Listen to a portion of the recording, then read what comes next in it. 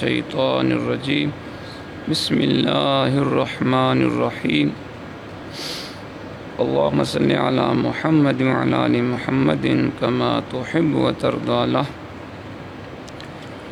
ذات محترم، قربانی کے مسائل شروع ہیں.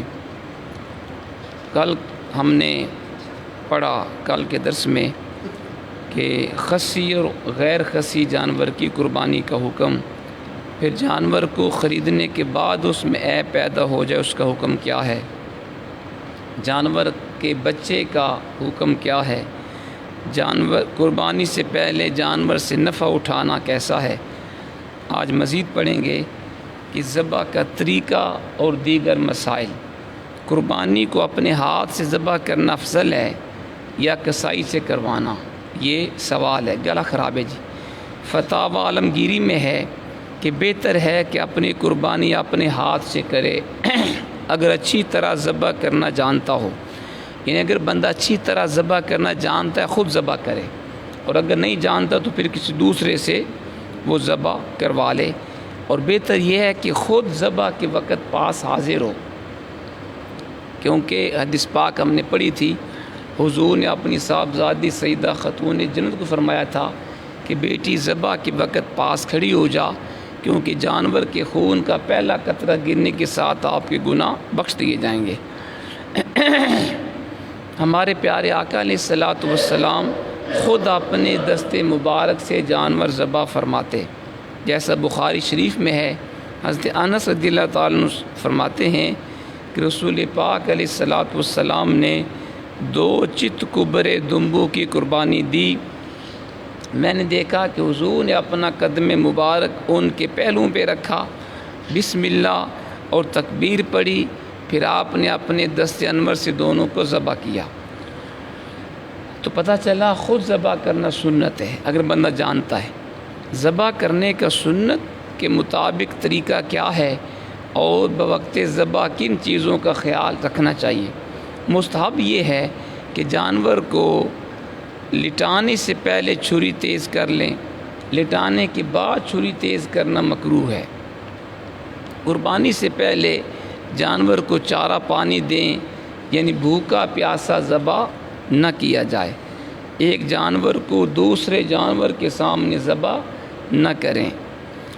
جانور کو بائیں پہلو اس طرح لٹائیں کہ اس کا منہ قبلے کی طرف ہو، اور ذبح سے پہلے یہ دعا پڑھ لی جائے، انی وجہت وجہی للذی فطر السماوات والارض حنیفا وما انا من المشرکین ان صلاتی ونسکی ومحیای ومماتی للہ رب العالمین لا شریک لہ وبذالک امرت وانا من المسلمین اللہم لک ومنک بسم اللہ اللہ اکبر. یہ سنت ہے ذبح سے پہلے اس طرح اسے پڑھ کے ذبح کرے. قربانی اگر اپنی طرف سے ہے تو ذبح کے بعد یہ دعا بھی پڑھ لے. ذرا آگے ہو جائے نا، آپ کو ذرا آواز ہے کہ نا گلا خراب ہے. تو اگر اپنی طرف سے قربانی کر رہا ہے تو ذبح کے بعد یہ پڑھے. اگر اس سے عربی آتی ہے، اللہم تقبل منی کما تقبلت من خلیلک ابراہیم علیہ السلام و حبیبک محمد علیہ الصلوۃ والسلام، اللہ اس قربانی کو میری طرف سے ایسے قبول کر جیسے تو نے اپنے خلیل ابراہیم علیہ السلام اور اپنے پیارے حبیب کی طرف سے قبول کی. مستحب یہ ہے کہ ذبح کے وقت بسم اللہ اللہ اکبر کہے، بسم اللہ اللہ اکبر. اگر اس نے بسم اللہ واللہ اکبر کہا تو جانور پھر بھی حلال ہو جائے گا، لیکن بعض علماء اس کو مکروہ کہتے ہیں، درمیان میں واو نہ پڑی جائے. اگر کسی دوسرے سے اس نے جانور ذبح کرایا اور خود اس نے اپنا ہاتھ بھی چھری پر رکھا، پھر دونوں نے گویا مل کے ذبح کیا ہے، تو دونوں کے اوپر بسم اللہ اللہ اکبر پڑھنا یہ واجب ہے. اگر ایک نے بھی جان بوجھ کے چھوڑ دیا کہ دوسرے نے تکبیر پڑھ لی ہوگی تو جانور حلال نہیں ہوگا. کئی ہوتے ہیں لوگ وہ کہتے ہیں جی میرا ہاتھ بھی اوپر رکھیں، تو پھر دونوں کے لیے تکبیر پڑھنا یہ ضروری ہے. اور شریعت میں جہاں یہ فرمایا گیا کہ پڑھو یا کہو تو اس سے مراد اتنی آواز میں پڑھنا چاہیے کہ بندہ خود سن لے، اگر اس کی سماع ٹھیک ہے اور کوئی شور بھی نہیں ہے. اگر اس نے اتنی آہستہ پڑھا، خود بھی نہیں سنا اور شور بھی نہیں تھا، سماعت بھی ٹھیک تھی، پھر وہ پڑھنا وہ قبول نہیں ہوگا۔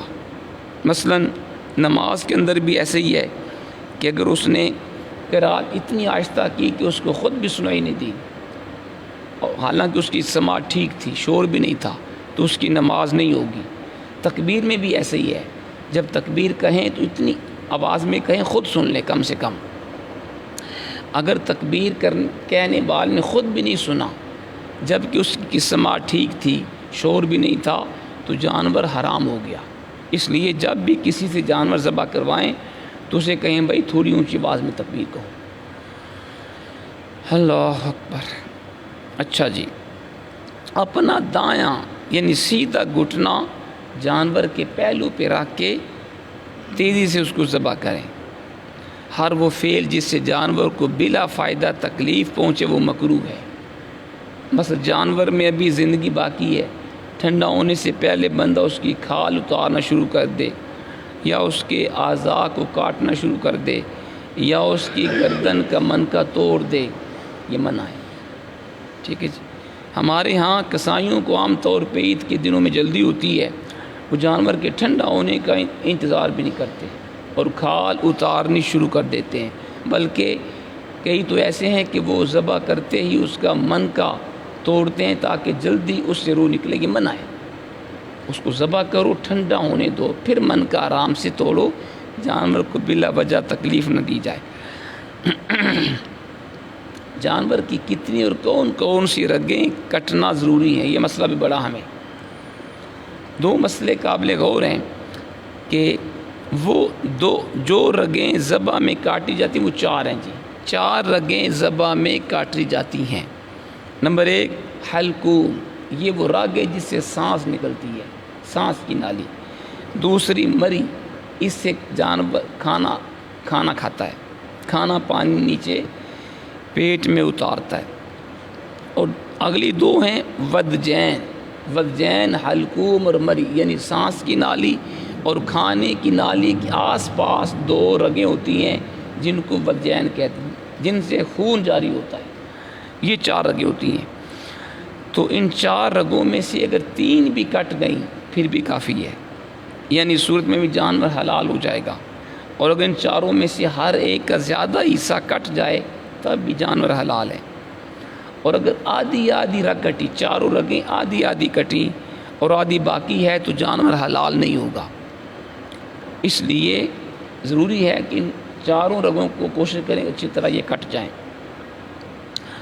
اور اگر کسی نے انتہائی جوش و خروش میں آ کے جانور کی گردن ہی الگ کر دی تو پھر کہتے ہیں ہدایہ شریف میں ہے اگر سر کٹ کر جدا ہو جائے تو یہ مکروہ ہے، مگر وہ ذبیحہ کھایا جائے گا، یعنی کراہت اس کے فعل میں ہے، ذبیحہ میں کراہت نہیں۔ اگر اس نے کسی نے اتنی تیز سے چھری پھیری اس کی گردن الگ کر دی، یہ مکروہ اس نے کام کیا، لیکن جانور حلال ہے، اس کو کھایا جائے گا۔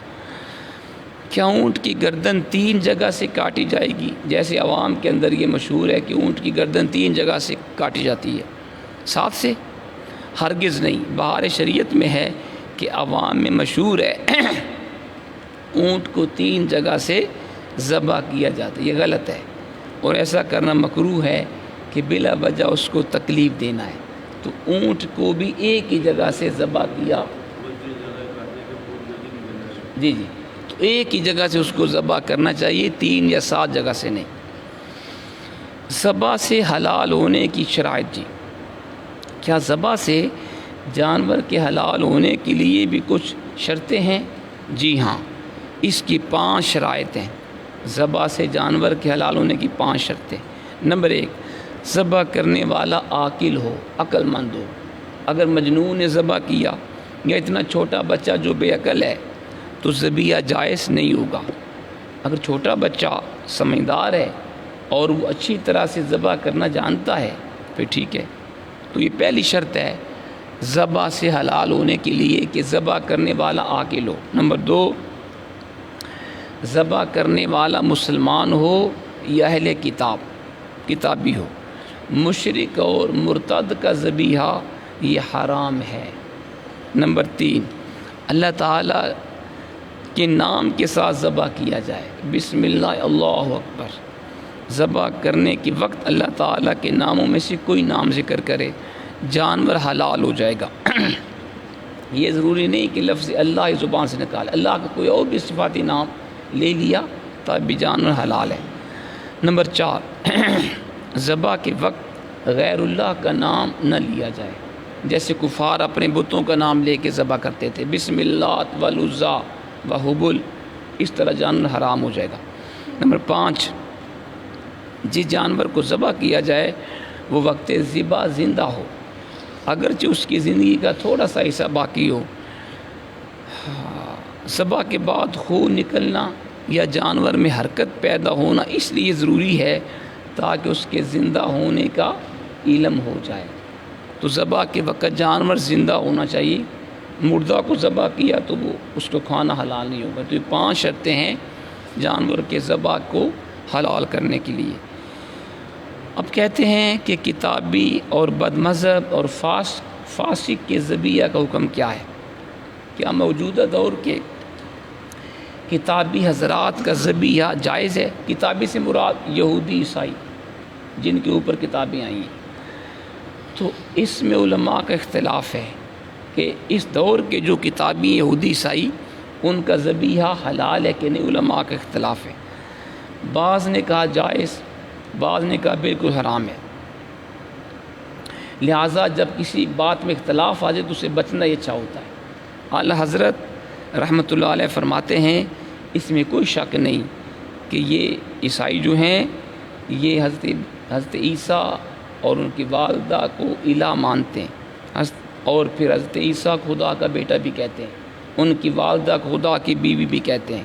لہٰذا یہ کہنا سری کفر ہے۔ تو جن عیسائیوں کا یہ عقیدہ عیسیٰ خدا ہیں یا خدا کے بیٹے، ان کا ذبیحہ حرام ہے، ان سے ذبح نہیں کروایا جائے گا۔